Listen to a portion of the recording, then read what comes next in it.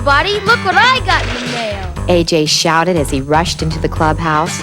Maggie looked up from the comic book she was reading long enough to respond sarcastically to AJ's enthusiasm. Nothing any of us would get in the mail could be worth that much excitement. Ignoring Maggie's remark, Casey rushed to where AJ was standing. Teddy and Pamela followed. Well, Teddy demanded. Seeing that he had the three kids' undivided attention, AJ decided to prolong the suspense as long as he could. With a big grin on his face, AJ playfully tucked the envelope he was holding into his pants pocket. Teddy caught on to what AJ was doing and became a little annoyed.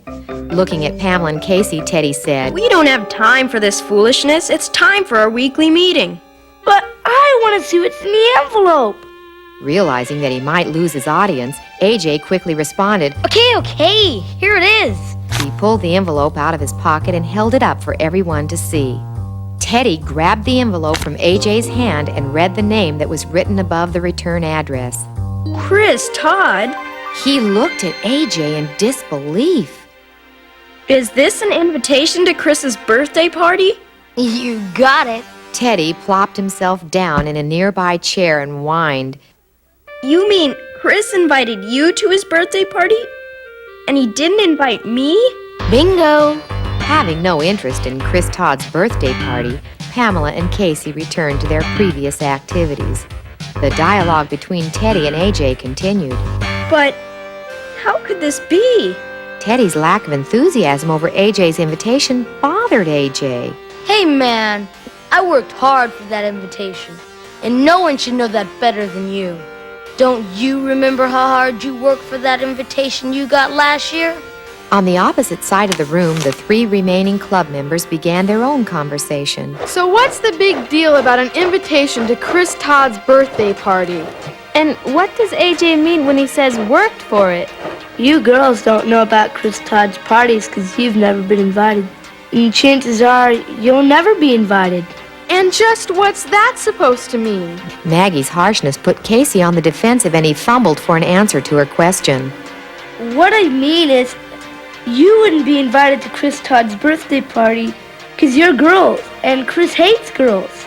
Well, of all the nerve! Maggie said angrily. Realizing he had said something that upset Maggie, Casey tried to smooth things over. But Maggie, he'd never invite me to his parties either. He only invites his friends to his parties. And to be his friend, you have to have qualifications I don't have.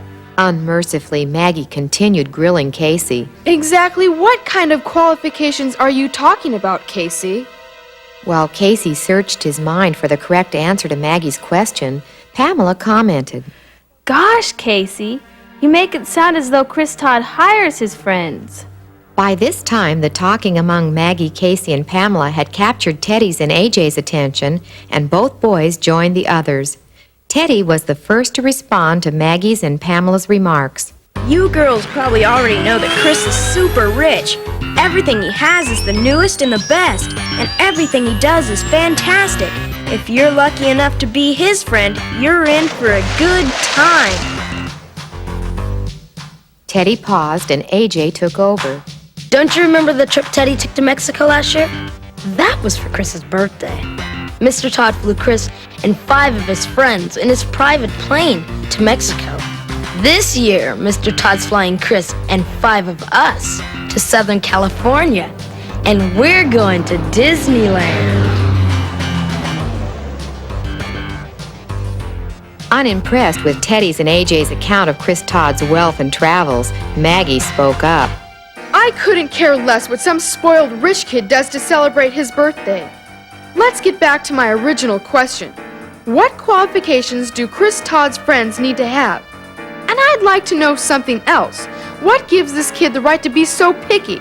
AJ made the first attempt to answer Maggie's question. Chris likes the athletic type, and he also likes guys who are popular. But AJ, you're forgetting the most important qualification. Chris Todd likes people who do what he tells them to do. He insists on being boss, and he gets away with it because everyone wants to be his friend. Pamela had been relatively quiet throughout the discussion among the other club members, but as time went by, she couldn't contain herself. If what you say is true, Chris Todd doesn't have any real friends, and that makes me feel sorry for him. Oh, Pamela, don't be so dumb. You don't have to feel sorry for Chris Todd. He has more than you and I will ever have. Unaffected by AJ's remark, Pamela continued. AJ, I feel sorry for you, and Teddy too. Allowing Chris Todd to boss you around so you can go to his birthday party? It's shameful. Right on, Pamela. The little time that had been allotted for the club meeting had been consumed by the conversation about Chris Todd and the invitation to his birthday party. Now it was time for everyone to go home. One by one, the club members filed out of the clubhouse. AJ was the last to leave. Deep down inside, he knew Pamela had made some good points, but he didn't want to think about that now. Instead, he turned his thoughts to his upcoming trip to Southern California. I wonder if Disneyland is as fun as everyone says it is, He said to himself as he got on his bike and rode home. For the next few weeks, the Human Race Club saw very little of AJ. He had become a part of an elite group consisting of Chris Todd and the boys who were going with him to Southern California. Every recess and lunch hour, the group could be seen huddled together making plans for their trip to Disneyland. It was interesting to watch the group change from a cluster of boys who hardly knew each other to a close group who seemed to need no one but themselves. In addition to being exclusive, an air of superiority surrounded these boys.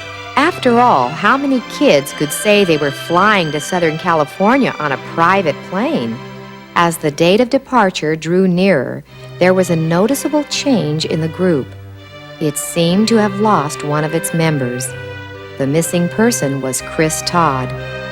No one knew why Chris wasn't around, not even the boys who were considered his most recent friends.